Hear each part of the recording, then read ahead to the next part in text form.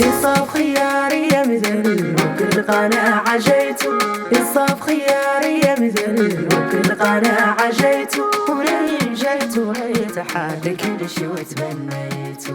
نختار في البداية نشكر جزيل الشكر القيادية بحزب الإنصاف السيدة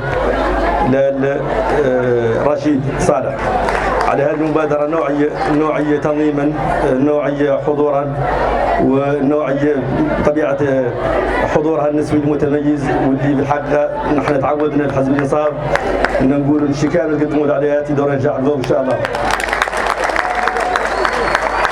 إذا اختيار الصالح نشكركم انتم المناضلين والمناضلات هون بالقاعة على انكم مستندين بانتمائكم لحزب الإنصاف اللي مرجعيته برنامج فخامة رئيس الجمهورية السيد محمد الشيخ غزواني.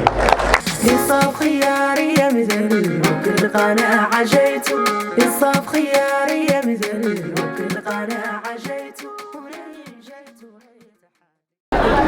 قال تعالى: وإن ينصركم الله فلا غالب لكم وما النصر إلا من عند الله.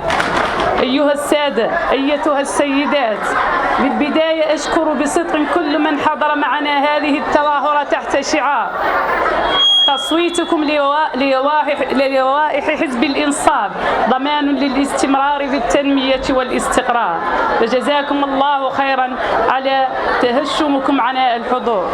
أيها السادة، أيتها السيدات، تعتبر المشاركة السياسية للمرأة رهينة بجملة من الظروف الاجتماعية والسياسية والاقتصادية التي يعيشها المجتمع، حيث تتوقف هذه المشاركة على القدر الذي يتمتع به المجتمع من وعي سياسي وديمقراطي.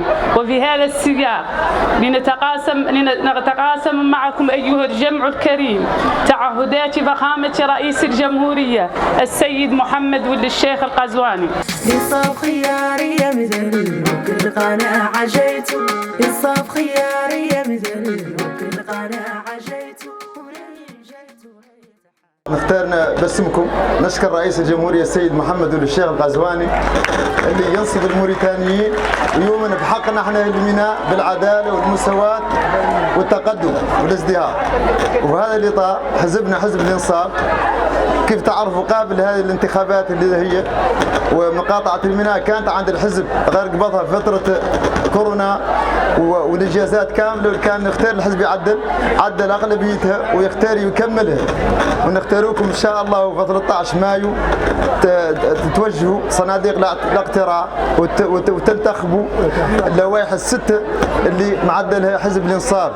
شعارها الميزان، لا كل لائحه لا يشوفوها لا تقيسوا الميزان وديروا حدا حرف الباء، وذاك الصورة اللي على اللائحة ديروها في نفس اللون اللي عليه اللائحة، ديروا في الكيس اللي معاها في نفس اللون.